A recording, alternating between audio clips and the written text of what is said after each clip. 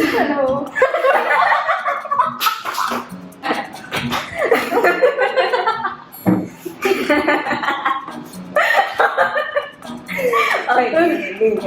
Okay. This really matters. So yeah, I think it's nice. The turn off on the camera. It's not very well. Cringe.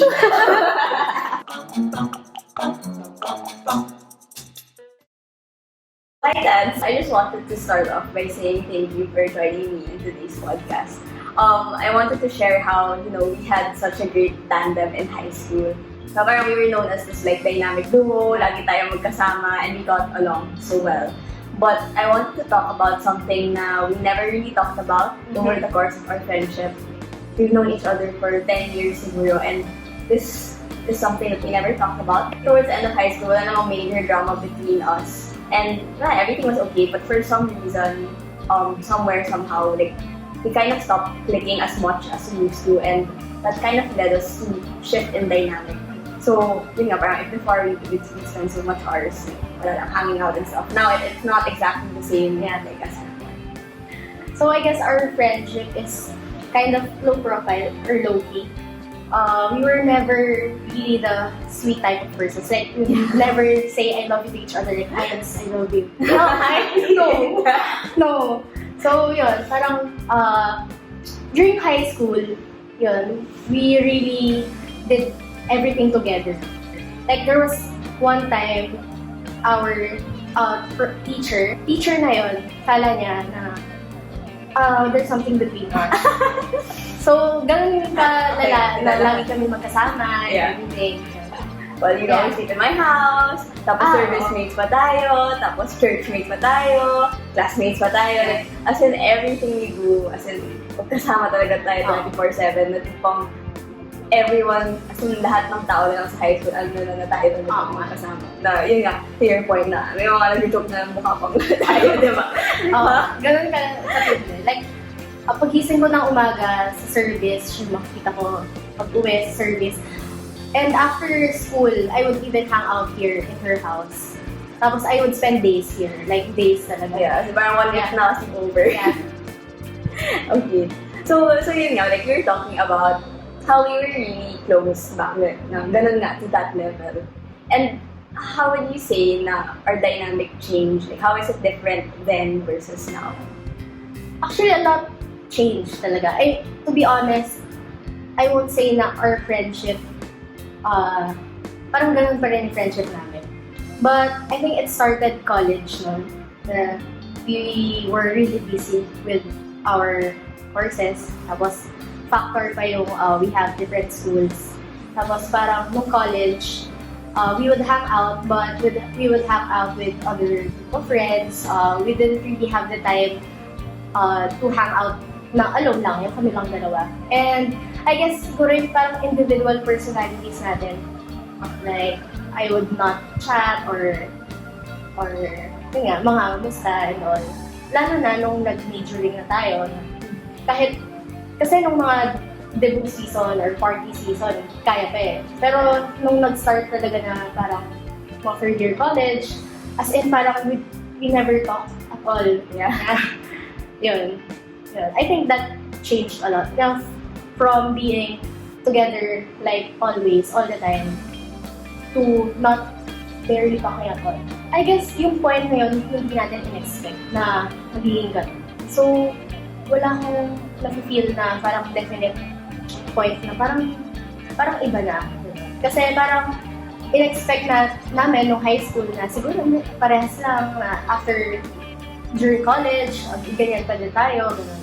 Parang we never expected na ganun pala, na may ganito pala na nag-evolve yung friendship. Well, I think, for me at least, I feel ko it didn't even happen in college eh. I feel ko it was later on in high school. Kasi parang first year, second year, hanggang third year, we hang out a lot. Pero parang bandang fourth year high school, even though we were service mates, even though we were classmates, like, I think doon ko mas na-feel yung shift. And maybe part of it must have been doon because nag-iba lang din talaga yung, not really personality, but I guess priorities din natin at that point in time. yun nga, siguro ako, like, masyado akong naging serious in a way with like, academics and stuff like that. And for you, I guess you also got into a relationship, diba, in high school.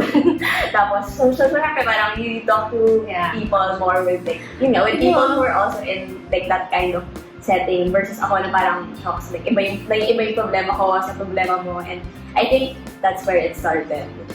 Tapos, yun, parang college happened, made things worse kasi we became more distant, like, dati, sobrang proximity close na natin, tapos biglang sobrang layo na talaga natin, sobrang naging iba yung nature ng pinag-aaralan natin. So, parang we found, I think, a lot of, medyo may mahirap, I guess, to connect in that sense. So, I think that was it for me.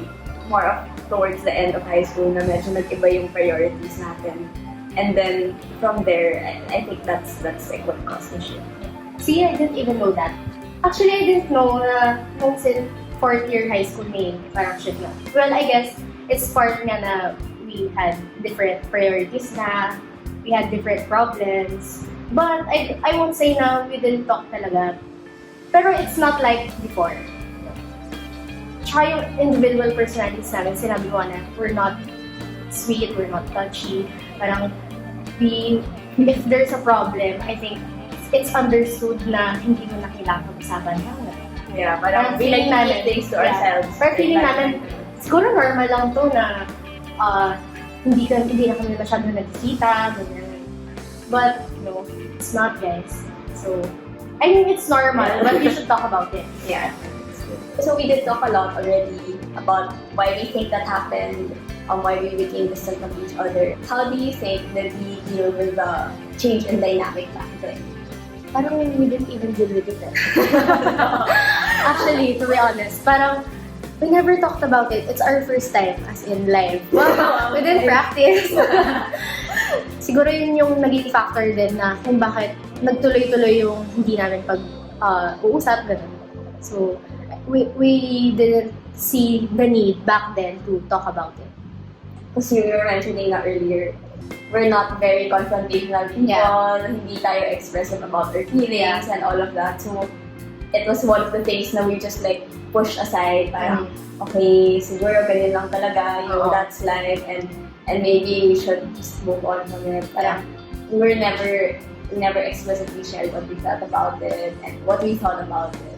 And with that, do you think that was the right way to deal with it? And how could we have dealt with it then?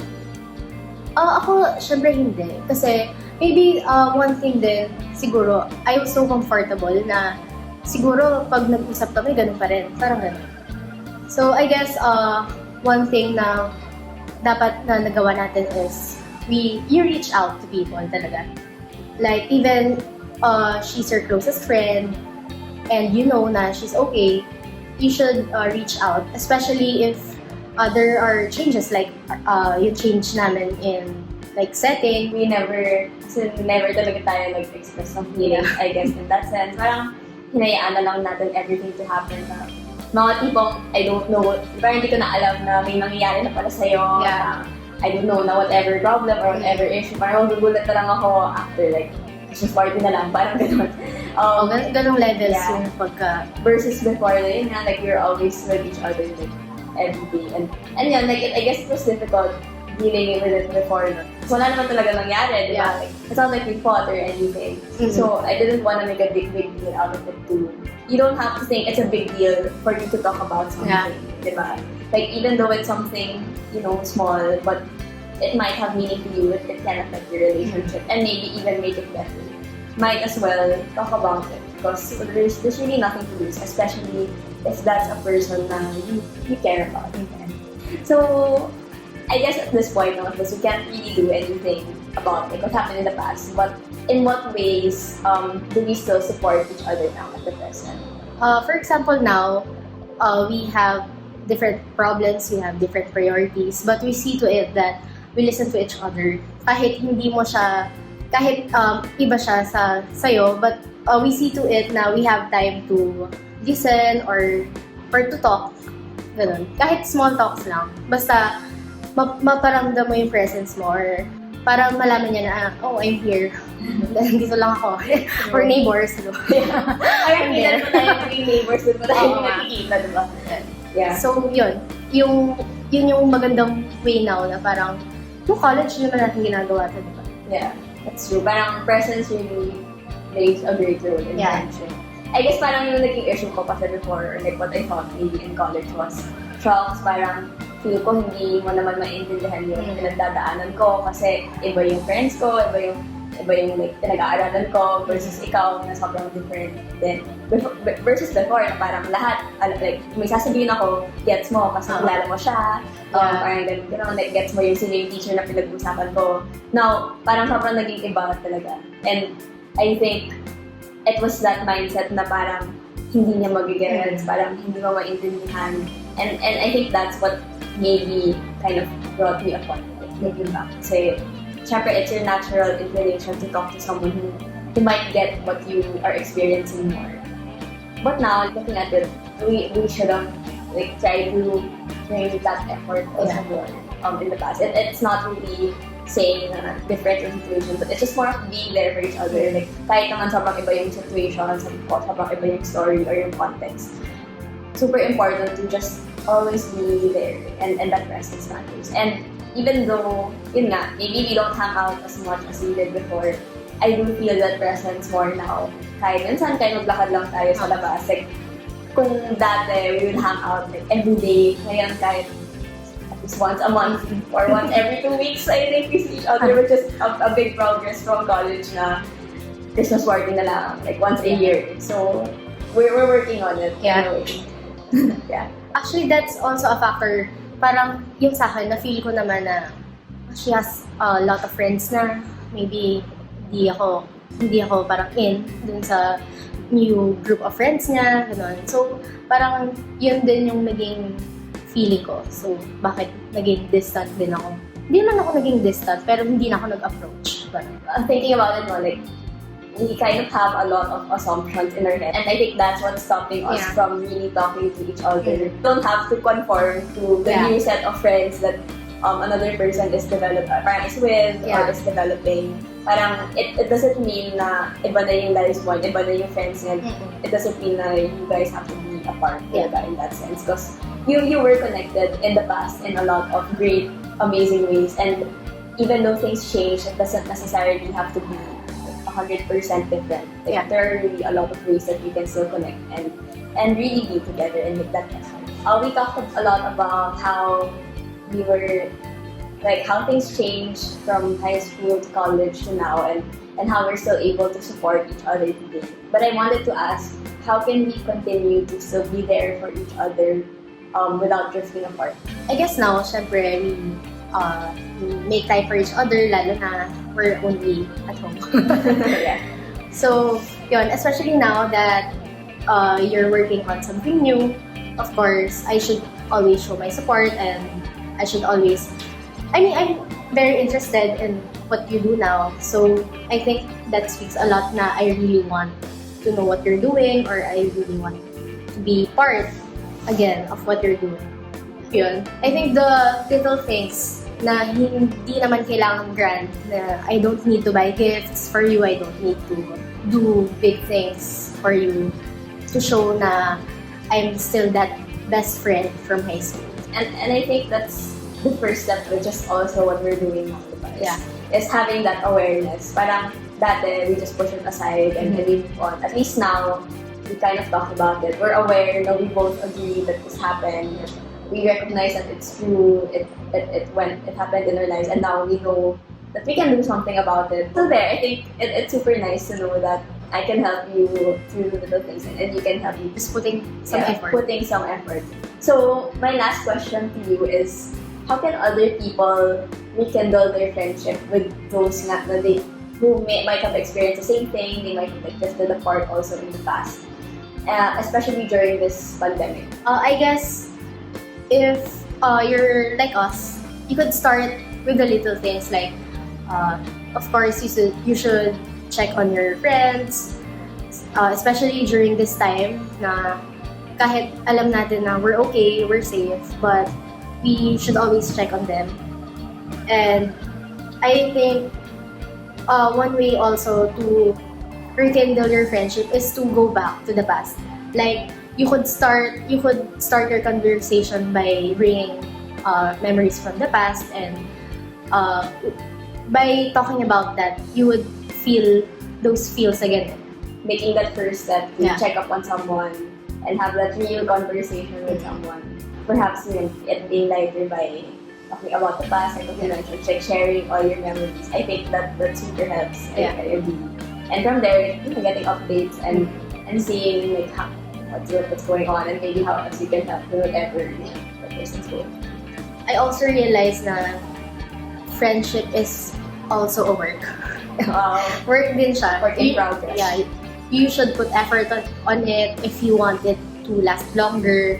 Parang hindi mo siya dapat pabayaan. That's true. Na dapat don't take friendship for granted. Kasi we always assume na lang na, Nandiyan naman siya. It's given naman na we always have each other's backs, but I think you should still put effort on it. Kasi in reality, magbabago talaga.